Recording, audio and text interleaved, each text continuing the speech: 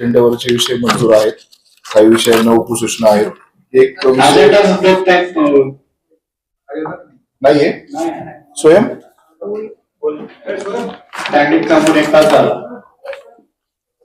तुम्ही प्रेस मध्ये होते. उशीर झाला नाही मी बाहेर थांबलो होतो. तुम्हाला उशीर झाल्यामुळे त्यांनी कुठल्या विषयाला उपस्थित 22 नंबरचं फक्त हे आहे तरतूद आहे. हो 22 नंबर आणि उपसूचना कुठल्या विषयाला होती?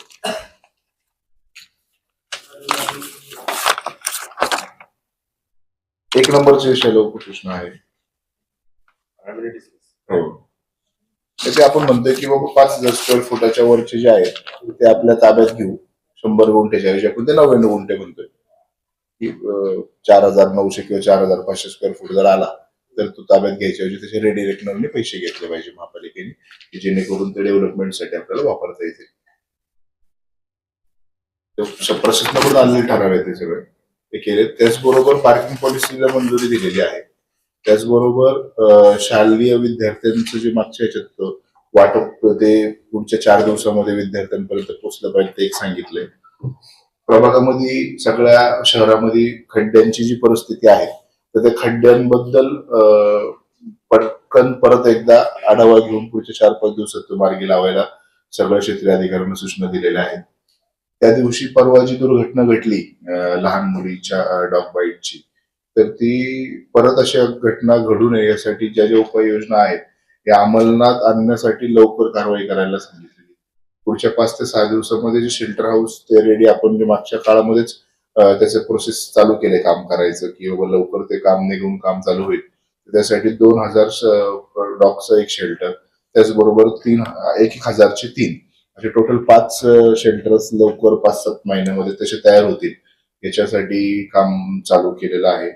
त्याचबरोबर ज्या घरी अशी दुर्घटना घडली तर ते YCM हॉस्पिटलमध्ये त्यांचा विलाज जरी चालू असला तरी पुढील ह्याच्यासाठी देखील त्यांना जो खर्च येणार आहे ट्रीटमेंटला किंवा त्यांच्या घरच्यांना त्याच्यामुळे जी हानी झालेली आहे ती निश्चित आर्थिक मध्ये नाही होऊ शकत परंतु महापालिकेतर्फे आपण त्यांना काहीतरी देणं लागतं म्हणून तो एक ठराव पुढच्या मीटिंग मध्ये मागून घेतलाय की बाबा किमान त्यांना काहीतरी महापालिकेतर्फे मदत झाली पाहिजे.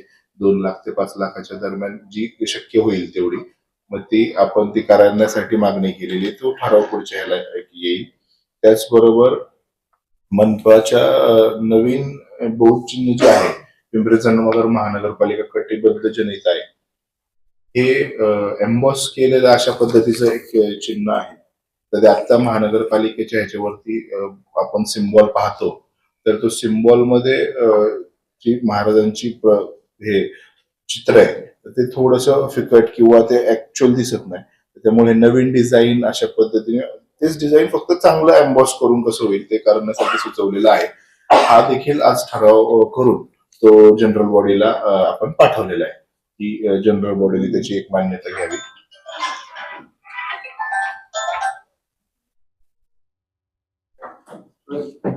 अशा पद्धतीने आहेत. अजून शालेय साहित्याचं जे आहे तर ते आपण त्यांना त्वरित सगळ्या मुलांना जे शालेय साहित्य देणं बाकी आहे प्रशासनाने ऑलरेडी प्रोसेस केलेली होती. प्रशासनाने प्रोसेस करून ई-रूपी पद्धतीने त्याचं काम देखील काढलं होतं. ते काम संबंधित कॉन्ट्रॅक्टर लोकांना ते भेटलं देखील होतं परंतु तरी देखील प्रशासनाकडून नंतर डीबीटीचा पण प्रस्ताव आला होता मागच्या मीटिंग मध्ये की खात्यावरती परंतु आम्ही तो फेटाळून की खात्यावरती पैसे न टाकता मुलांना ते साहित्य मिळावं आणि ते लवकर मिळावं. याच्यासाठी जर ऑलरेडी कारवाई जर झालेली आहे तर ती कारवाई लवकरात लवकर त्यांनी अंमलात आणावी आणि पुढच्या 2 दिवसात 3 दिवसामध्ये मुलांना ते साहित्य मिळणं गरजेचं आहे अशा सूचना दिलेल्या आहेत. याच्या पाठीमागचा हेतू तेच की बाबा प्रत्येक मुलाला ते साहित्य भेटावं. याचा अर्थ असा नाही की पालकाच्या अकाउंटला पैसे भेटले पालक घेत नसतील परंतु कुणाच्या अकाउंट्स मध्ये काही कधी प्रॉब्लेम्स असतो कुणाचं कधी अकाउंट मायनस मध्ये असतं कुणाचे पैसे कुठले तरी कडे झालेले असतात किंवा ते वेळेत नाही भेटले तर ते होऊ नये असं शिक्षण समितीचा ठराव होता आणि तो शिक्षण समितीचा ठराव आपण आहे असा मान्य केला. मागच्या वर्षीची पद्धत होती तीच पद्धत यावर्षी शिक्षण समितीने आणि शिक्षण विभागाने राबवली. मग ही त्यांनी अगोदर का नाही राबवली? तर राबवायचीच होती. तर आता ऑलरेडी 2 महिने त्यांनी लेट झाले. 100% ते प्रशासनाचं फेलियर आहे की त्याच्यामध्ये त्यांनी ही प्रोसेस लवकर राबवायलाच पाहिजे होती. आम्ही वारंवार त्यांचा फॉलोअप घेतला आणि आज त्यांना स्पष्ट ह्याच्यात सांगितलेलं आहे की बाबा जर प्रोसेस झालेली आहे, ज्या कॉन्ट्रॅक्टर लोकांना किंवा ज्या लोकांना काम भेटले सगळ्यांना पोचलं पाहिजे. आज देणं आणि नंतर त्याच्या 8-10 दिवसांनी 15 दिवसांनी इम्प्लिमेंट होणे किंवा नाहीच पूर्ण झाली तर त्याची शाश्वती पण येणार. त्यासाठी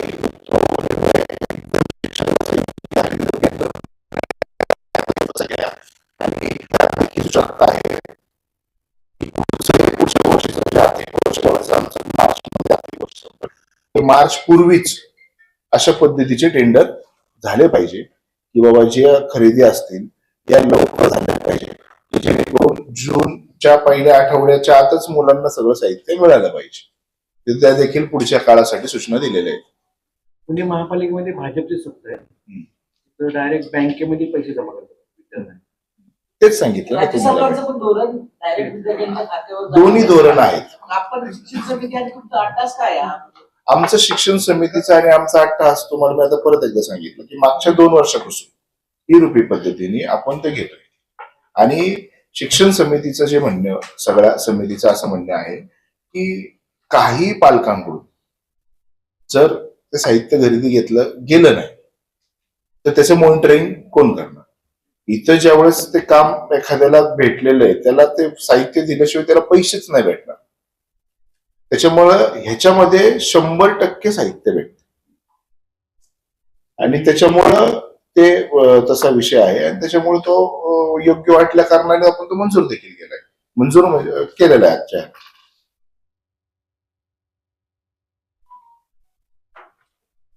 150 कोटीचा काय विषय नेमकं? आता प्रेस झाली तुमच्या अगोदर कसली काय माहिती? कचरा- बायोसीएनजी. नाही, अजून विषय नाही आलेला.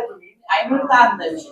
नाही आलेला. त्याचा खुलासा तरी आयुक्तांनी स्वाक्षरी केली आहे त्या विषयावर. तुम्ही स्टँडिंगला ऐनवेळी प्रस्ताव घुसरणार आहे. जसा इंग्रजीचा घुसरला 450 कोटी. 150 कोटीचा प्रस्ताव पण आज घुसरणार नाही. असं त्यांचा आरोप होता. त्यांचा आरोप होता ना, तसं झालं नाही ना.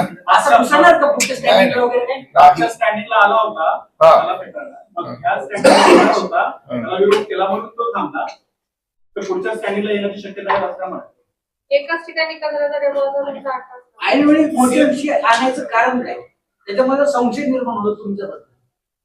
आता 450 कोटीचा पण विषय ऐनवेळी आणला तुम्ही. 450 कोटीचा विषय त्यावेळेस आला इंद्रायणीचा, तर त्यावेळेस पालखीचा हे होतं आणि तो काम करण्यासाठी तो त्यावेळेस तो केलेला होता. परंतु हा जो विषय आहे बायोगॅस प्लांटचा तुम्ही जो म्हणताय तो हा तुम्हाला तर आता ऑलरेडी सगळा म्हणजे आज प्रेसला किंवा सगळ्यांना आता माहिती आहे.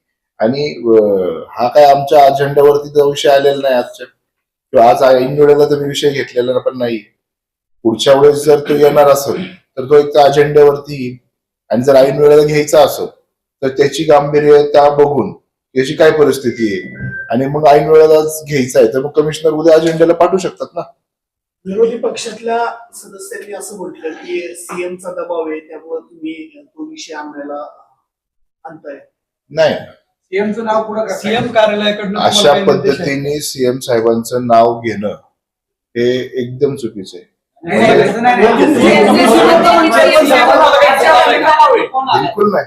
मुख्यमंत्री कार्यालयातून काही फोन आलेला आहे? काही मेसेज वगैरे आला होता? Message, SMS. आयुक्तांना तुम्हाला हे हे महापौरांना बघा मला फोन वगैरे किंवा येणं किंवा कुठलं काम एखादं मला जर करायचं असेल आणि जर ते काम योग्य असेल तर ते निश्चित केलं जाईल. परंतु इथं जर विषयच आलेला नाही अजेंड्यावर तर त्या विषयाबद्दल आपण बोलणं चुकीचं आहे. आणि अशा न आलेल्या विषयाबद्दल सीएम साहेबांचं एखाद्याने नाव घेणं हे पण चुकीचं आहे. त्यांना सांगण्यात आलं त्याचं टेंडर झालेलं आहे. आयुक्तांचं डॉक्युमेंट मंजूर आहे. ते तिथं करायचंय हे ऑलरेडी महापालिकेने प्रशासनाने ठरवलंय. गोशी डेपोत पण ती दुर्घटना घडल्यानंतर तिथं करणं एकतर बरोबर आहे का चुकीचं आहे हे बघितलं पाहिजे. तिथं ऑलरेडी त्याच डेपोला विरोध आहे त्या नगरसेवकांचा नागरिकांचा. तसं असताना तिथं अजून एक प्रोजेक्ट आपण ते पण 375 टनांचा लागतोय ते आता जर समजा आयुक्तांनी तो निर्णय घेतलाच आहे की हे तिथं प्रोजेक्ट करायचं तर त्याला तुम्ही विरोध करणार का? आयुक्तांनी जर तो निर्णय घेतलेला असेल तर त्याची पूर्ण शहानिशा होईल, सगळ्यांना विश्वासात घेतलं जाईल आणि सगळ्यांची जर तयारी असेल तर तिथल्यांची जर कोणाची काय अडचण नसेल आणि उद्या गेलेला कचरा जिरवणं पण गरजेचं आहे. त्याच्यामुळं विश्वासात घेतलं जाईल म्हणजे केलं जात नाही नाही म्हणले की विश्वासात घेतलं जाईल. विश्वासात घेतलं जाईल याचा अर्थ की बाबा आपण हे करणं योग्य आहे का, सगळ्यांना त्याचं प्रेझेंटेशन होईल आणि प्रेझेंटेशन झालं करणं योग्य असलं तरच पुढची कारवाई होईल. त्यांनी अजून त्यांच्या एक आरोप केला. कारभारामुळं 9 जणांचा जीव गेलाय. बरोबर. त्यांनीच दिलेल्या प्रस्तावावरतीच आपण कारभार करणार आहोत. सल्लागार तोच आहे त्याच्यावर. सल्लागार तेच आहे. सेम सल्लागार. 9 लोकांचा जीव गेल्यानंतरही त्यांच्याच सल्ल्यानं आपण करणार टेंडर आहोत. राबवणारे दोन्ही अधिकारी अल्लाट आणि कुलकर्णी. कुठल्याही परिस्थितीत ऐन वेळेत विषय आलेला नाही. नाही, ऐन वेळेला विषय घेतला जाणार तो विषय नाही. हा. आला तर काही दिवसानंतर पण होणार आहे असं पण सांगा. ऐन वेळेचं सोडून द्या. संजय कुलकर्णीच्या कारभारामुळे 9 जणांचा जीव गेलाय. आता त्यांच्या सल्ल्यानं आपण परत हा विषय मंजूर करणार आहोत. ऐन वेळेचा असू दे, त्या अजेंड्यावर येऊन असू दे, कसंही असू दे, 9 लोकांचा जीव घेण्यास कारणीभूत असणाऱ्या संजय कुलकर्णींनी दिलेला प्रस्ताव आपण मान्य करणार आहात का? संजय कुलकर्णींनी दिलेला कुठलाही प्रस्ताव मान्य होणार नाही. ज्या वेळेस तो विषय कुठलाही आला तर तो कमिशनर साहेबांकडे त्याची शहानिशा प्रशासनाला आम्ही करायला लावणार. त्या विषयाबद्दल की बाबा सखोल चौकशी करा की हा विषय किती योग्य आहे, किती अयोग्य आहे. त्यांनी योग्य आहे हे सांगितल्यानंतर त्याचं प्रेझेंटेशन आम्ही पाहणार. आम्ही सर्वजण एकत्र सदस्य बसून पाहणार. तो संजय कुलकर्णीचा विषय असला तरी चालेल.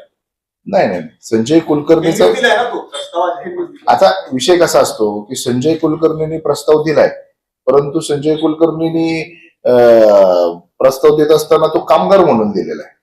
आज त्याला कोणतरी कन्सल्टंट असेल आणि त्याला जे आयुक्त हायर ऑथॉरिटी आयुक्त आहेत, शेवटी आयुक्तांनी शहानिशा केल्याशिवाय ते डॉक्युमेंट आम्ही घेणार नाही.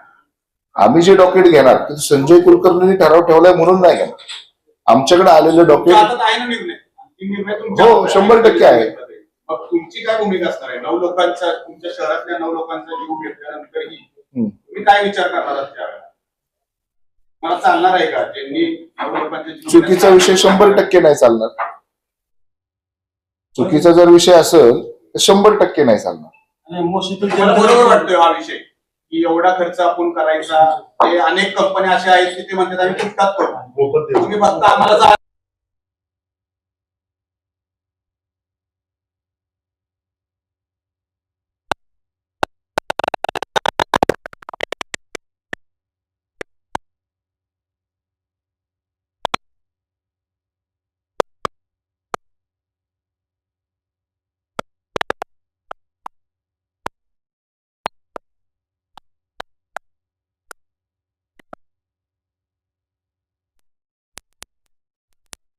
तेव्हा म्हणले की माझं धोरण असतं. हो.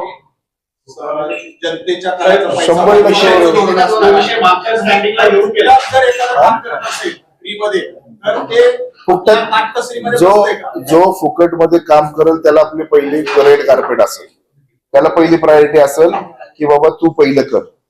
अशी जर कुठली कंपनी आली म्हणले आलेत तसे प्रस्ताव. काय काय तसे प्रस्ताव आले नाहीत कोण म्हटले? कोण म्हटलं? विरोधकांनी सांगितलं. हा, मग जर आले असतील ना तर निश्चित त्यांचं बी आपण स्वागत करू. त्यांना आपण डॉक्युमेंट तयार करायला कमिशनरांकडे पाठवून आणि कमिशनरांकडून ते तयार करून विषय घेऊ आपल्याकडे. आणि जरी उद्या असा एखादा विषय चांगला असेल आणि आपल्यासारख्या लोकांनी जरी सुचवला तर तो आम्ही उलटा पण पाठवू शकतो. स्थायीला मान्य करून त्या माणसाला आपण कमिशनरांकडे नंतर सहीला पाठवू. त्यांनी आरोप करताना एक गोष्ट अजून एक माहिती की अशी की स्टँडिंग कमिटी आणि प्रशासन किंवा अधिकारी यांची इच्छा नसताना सुद्धा काही विषय करावे लागतात. तर मग ह्या याच्यात त्यांनी राजकीय दबावाचा पण आरोप केला. तर तुमच्या स्टँडिंग कमिटीवरती आणि आयुक्तांवरती दबाव आहे म्हणून हा विषय वारंवार चर्चेत. आता माझ्यावरती दबाव असता किंवा मी ह्या विचार केला असता आणि खरंच असा विषय आला असता तर मग मंजूर केला तर मग तुम्ही म्हटलं असतं दबाव आहे. आज जर विषयच आलेला नाही आणि मुळात ते डॉक्युमेंट पूर्ण वाचलंच गेलेलं नाही तर विषय आला. त्यांनी आणायचा होता त्यांचा दबावामुळे. त्यांचा आरोप आम्ही आहे. विरोध केल्यामुळे आणला शेवटी नाही, असं आज विरोधी पक्ष विरोधी पक्षाचं काम करतोय.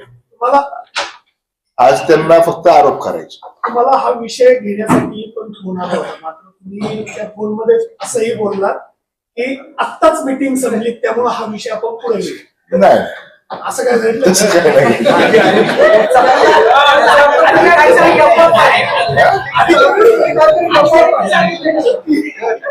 माजी आयुक्त अधिकृत आणि शेखर सिंह यांच्याही या विषयाला विरोध पार्किंगचे दर सांगा ना. पार्किंगचे दर सांगा.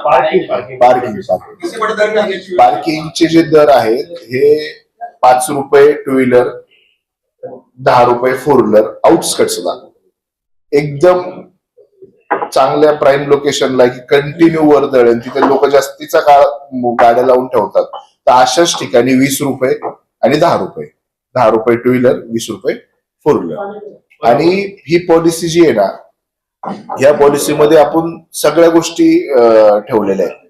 ह्याच्यामध्ये ज्यावेळेस पॉलिसी आपण हे करणार तर एक स्ट्रीमलाईन होऊन जाईल. बऱ्याचशा ठिकाणी अतिक्रमण आहेत, तर त्या ठिकाणी आपण क्षेत्रीय अधिकाऱ्यांना किंवा बांधकाम परवानगीच्या अनधिकृत विभागाला अतिक्रमणांवरती कारवाई करायला सांगितलेली आहे, जेणेकरून पार्किंग आणि जास्तीत जास्त पब्लिक ट्रान्सपोर्टचा वापर व्हावा याच्या उद्देशाने ही पार्किंग पॉलिसी पण आपल्या शहरासाठी महत्वाची ठरणार आहे.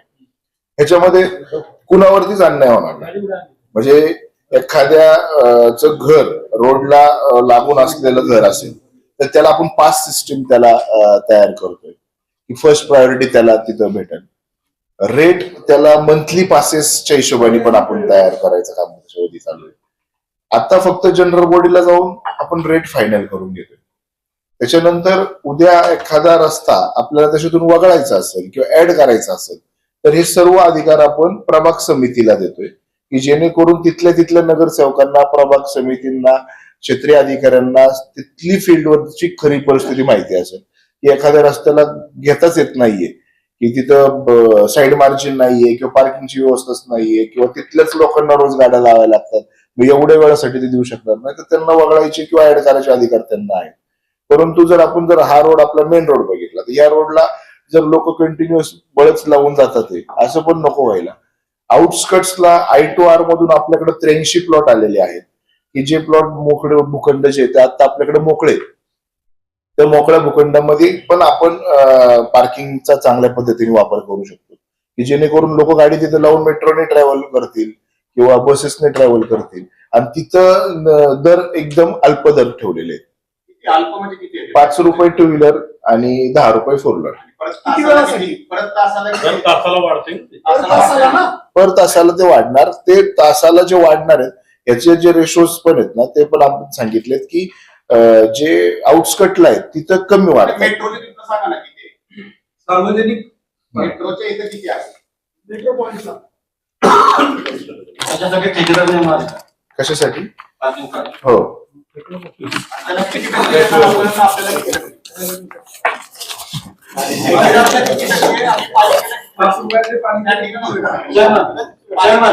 समजा तिथली गाडी चोरी गेली किंवा त्याचं नुकसान झालं तिथं आपल्याला ठेकेदार घेणार का?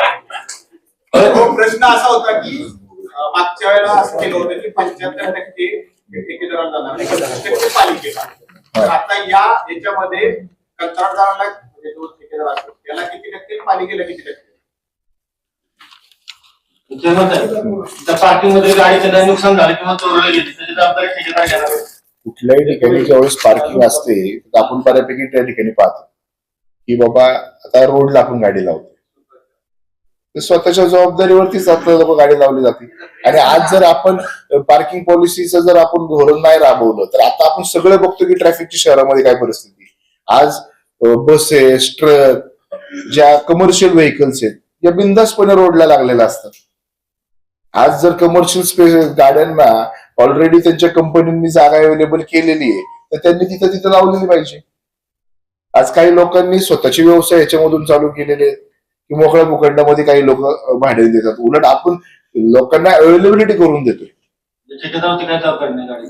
नाही ते सांगा ना चेअरमन, काय ते म्हटलं सांगा ना की एकतर मेट्रो पाशी किती होणार आहे? 8-8 तास जर हे जाणार कामावरती हा. तर आपण त्यांच्याकडनं किती घेणार आहोत? आणि दुसरं की कंत्राटदाराला किती टक्के असणार आहे, पालिकेला किती टक्के येणार आहे? आता तेच मी तुम्हाला सांगितलं की मेट्रोच्या तिथं आपण जो अल्पदर तुम्हाला मी सांगितला, आता समजा आपल्या मेट्रो स्टेशन जे समोर आहे पलीकडे आपलं जिंजर हॉटेलच्या पाठीमागे आपला एक मोकळा भूखंड आहे, तर त्या भूखंडामध्ये जर त्यांनी 500 मीटरच्या आसपास जाऊन गाडी लावली तर त्याला 5 रुपये टू व्हीलर लागणार आहे. तासाला वाढणार आहे. तासाला जे वाढणार आहेत ना, हे मॅक्सिमम तासाला या ज्या मेन स्ट्रीटला जे लावणार आहेत गाड्या त्यांना तासाला वाढणार. आणि ते आणि विचारत ते म्हणले की तिथं पण आम्ही वाढवणार. नाही, तिथं जे वाढायचं जे प्रमाण आहे ते एकदम अल्प आहे. ते 5 रुपयाचं फार फार तर 20 रुपये होऊ शकतं दिवसभराचं. ते पण का केलेलं आहे तसं की एखादा व्यक्ती महिनाभर गाडी लावून जाईल, त्याची जबाबदारी कोण घेणार? मग त्यासाठी ते तसं केलेलं आहे. आणि ह्याच्यामध्ये खूप सारे फेरबदल होऊ शकतात. आता आपण दर निश्चिती करतोय, जीबी मध्ये जातोय आणि ज्याची जागेवरची जी परिस्थिती आहे ती बघून आपल्याला करावं लागेल. आणि उलट आपण सगळ्यांनी मिळून आपल्या शहरासाठी सक्सेस करायला पुढे आलं प्रश्न पाहिजे. राहतोय, ठेकेदाराला किती टक्के देणार आहोत आणि पालिकेला किती? त्याची अजून निश्चिती केलेली नाहीये, त्याचं अजून टेंडरच झालेलं नाही. आता आधी जर पॉलिसी तुम्ही केली हा. परत ठेकेदाराला 75% पालिकेला 25% ठेवलं तर मागच्या वेळेला तसंच ठेवलं होतं. मागच्या वेळेस मागच्या वेळेला कंत्राटदाराला 75%, हा पालिकेला ते 25%. अजून न फायनल करायचं मूळ कारण असंच आहे की मागच्या वेळेस ते केलं, परंतु मागच्या वेळेस इथं गाडी पार्किंग आहे आणि इथं मोकळच आहे. मग लोक काय करायला लागले, इथं पार्किंगचे पैसे तर शेजारी लावायला लागले आणि शेजारी मग आपण काय केलं की आरटीओला कारवाई करा, पण कारवाई झाल्या नाही. आणि कारवाई न झाल्यामुळं ते फेल गेले. तर आता आपल्याला ज्यावेळेस आपण ही पॉलिसी करतोय तर त्यावेळेस आता किती देणार हे का निश्चित आपण केलं नाही अजून. का तर उद्या आपल्याला जर पोलीस यंत्रणेला जर पैसे भरायची वेळ असली की उद्या आपल्याला ठरलं की बाबा त्यांचा बी आपल्याला सपोर्ट पाहिजे, किती मॅन पॉवर पाहिजे, उद्या मॅस्कोची लोक पाहिजे किंवा वॉर्डन्स पाहिजे, ही सगळी यंत्रणा या सिस्टीम मध्ये लागणार आहे. पॉलिसी ठरवताना ट्रॅफिक पोलिसांना घेतोय ना, त्यांचे सजेशन्स घेतलेत ना. ट्रॅफिक पोलीसचे सजेशन्स घेतलेले आहेत, सगळ्यांचे सजेशन्स घेतले. 353 किलोमीटर रस्ता पहिल्या ह्याच्यात आयडेंटिफाय केलेला आहे पहिल्या टप्प्यामध्ये शहरामधले, आणि त्यानुसार ते त्याच्यावरती काम चालू आहे. चेअरमन 11 नंबरचा विषय आहे. हम्म. पुणे ग्रँड टूरच्या संदर्भातला प्रायव्हेट असे प्लॉट्स आहेत की जिथे ट्रॅव्हल्स पार्किंग केलं जातं दिवसभरासाठी आणि त्यांना चार्ज केलं जातं. हा, ते पण पालिकेकडे नाही, प्रायव्हेट पार्किंग आपण नाही घेऊ शकत ना. जे प्रायव्हेट भूखंड ज्याचे आहे तो त्याचा लुकआउट आहे, ते आपण नाही घेऊ शकत. ते मालक आहेत ना स्वतः त्यांचे. कचरा प्रक्रियेसाठी आपल्याला जागा अजून मिळाला नाही, 1 महिना होऊन गेला. हा, काय त्यासाठी काय ऐकलं म्हणजे काय? आता काही जागा आयडेंटिफाय केलेल्या आहेत, ते 4 ते 5 प्लॉट आयडेंटिफाय केलेले आहेत. आता त्याच्यावरती त्यांचं काम चालू आहे. क्षेत्रीय अधिकारी किंवा सगळ्यांना हे करून किती जागा अजून आयडेंटिफाय होतील त्याच्यावरती काम चालू आहे. चेअरमन 11 नंबरचा जो विषय आहे, 2 पानाचा पूर्ण विषय, कुठेही रकमेचा त्याच्यामध्ये उल्लेख नाही. एकीकडं जर तुम्ही शालेय साहित्याचं जसं म्हणता 2 महिने लेट झाले, शालेय साहित्य अजूनही देण्यात आलेलं नाही. आज 5 महिन्यानंतरचा होणारा विषय ग्रँड टूरचा त्याच्यात कुठेही रकमेचा उल्लेख नाही. कन्सल्टन्सी अपॉइंटमेंटचा जो आहे, कन्सल्टन्सी सेम कन्सल्टंट 3 विषय हा, मग ते ग्रँड टूर हा नॅशनल प्रोग्रामच्या ह्याच्यातून आलेला प्रोग्राम जो आहे सायकल ग्रँड टूर. मागच्या काळामध्ये जसं झाला तर तशाच काळामध्ये तो आता पण होणार आहे. त्याची आता निविदा काढायच्या, त्यासाठी तो काढ. याच्यात रकमेचा कुठेच उल्लेख नाही. आणखी काय तुम्हाला जी निविदेची रक्कम होईल त्या रकमेच्या पर्सेंटेज असतं, त्याच्यामुळे त्याची निविदा कळल्यानंतर आपल्याला त्याचा आकडा येऊन जाईल केव्हा एवढं झालाय म्हणून. चेअरमन साहेब, थँक्यू. आपण आता पार्किंगच्या ठिकाणी अतिक्रमण असलं त्या ठिकाणी अतिक्रमण करायला, त्या ठिकाणी जर पथावृत्ती असते तर त्यांना काय त्रास होणार याची काळजी घेणार. निश्चित काळजी घेतली जाणार. हॉकर्स पॉलिसी जोपर्यंत होत नाही तोवर हॉकर्स वरती लागणे नाही.